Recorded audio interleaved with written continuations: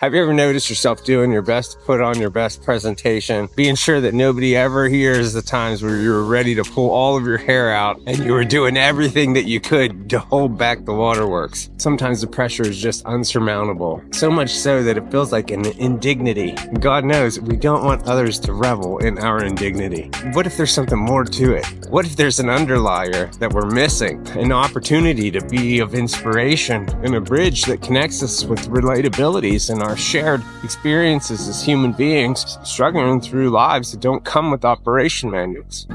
Maybe there's a great value that comes with embracing the whole of your effort and having the willingness to be exposed and share that with others. Today we're exploring how your struggles, no matter how difficult or personal, can inspire. Often we view challenges as private difficulties or setbacks. But what if your toughest moments could be a source of strength to not only you, but to someone else who's watching or listening? So if you're anything like me and you're doing your best to build bridges and connect with others in order to form a community wherein all included can better work to strive to their own personal efforts, then I'm sure that there'll be a lot of applicable takeaways that better help to remind us that struggles aren't meant to define us, and they are, in fact, something of a tool to amplify your ability, to inspire, to connect, and to make an impact.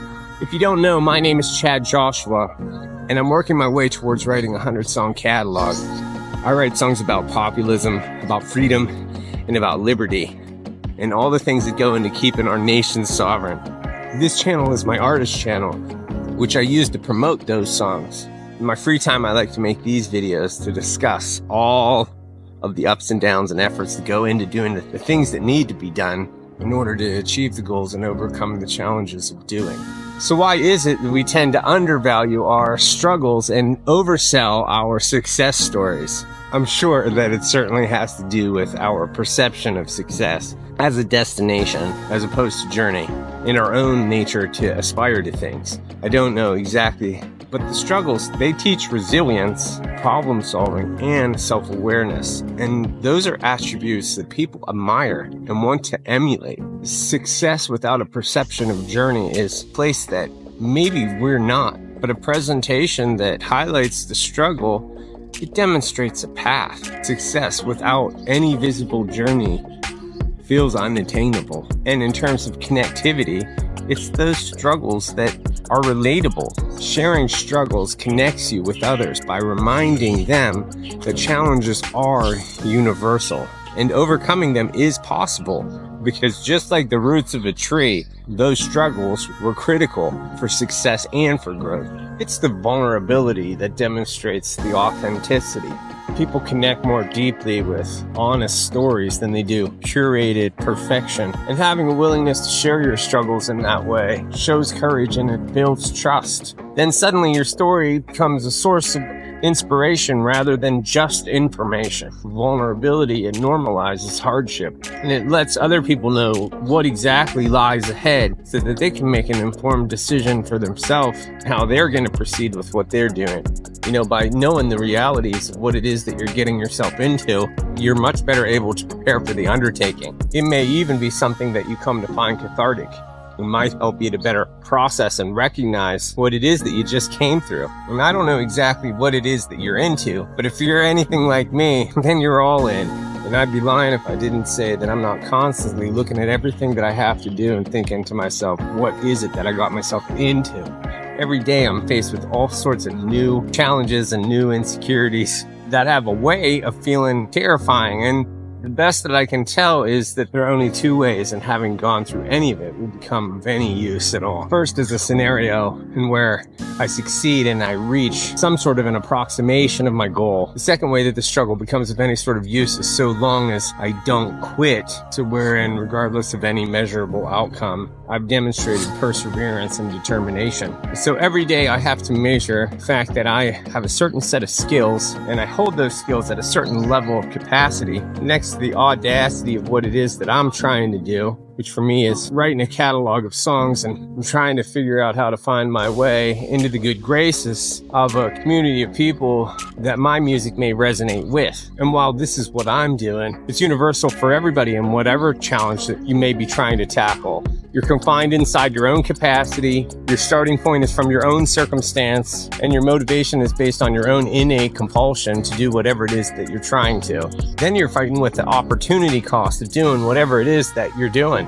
What is it that you're giving up in order to spend your time at this task? And for me, that's where I tend to lose a lot of sleep. Probably seeing a little bit more gray hair coming in just because I have to process through all of that kind of heaviness. I don't know what kind of an opportunity may come from cataloging 100 original songs, but in my best estimation, whatever those opportunities might be, will be worth the effort. But I'm constantly wrestling with fear of failure, fear of somehow the opportunity doesn't show up. And in some way, I've wasted all the last of my young years trying to knock a baseball out of the park that I've never been able to up until this point. So much so that a lot of days I just feel like my life is exactly like two freight trains just racing towards each other, waiting for that big date with reality to come. And God help me if it plays out that way. But I can't let that kind of negativity dictate the finite opportunity in an infinite time to pursue something that I find so satisfying. A lot of people at different capacity levels have already found success in whatever it is that they're doing, and there are a lot of areas in my life where I'm stable and taken care of, have a roof over my head, a warm home, and good people around me who I care about and cherish.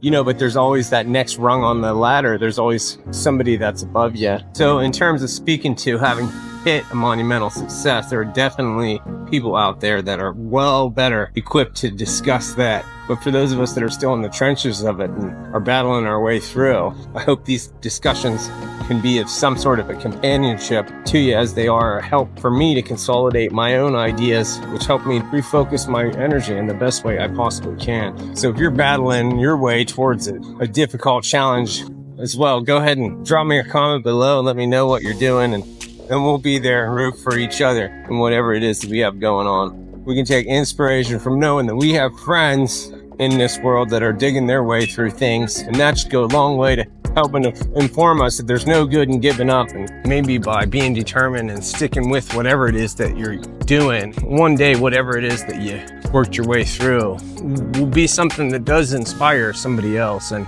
not that you set out with an intention of seeing yourself as being somebody who's inspiring others.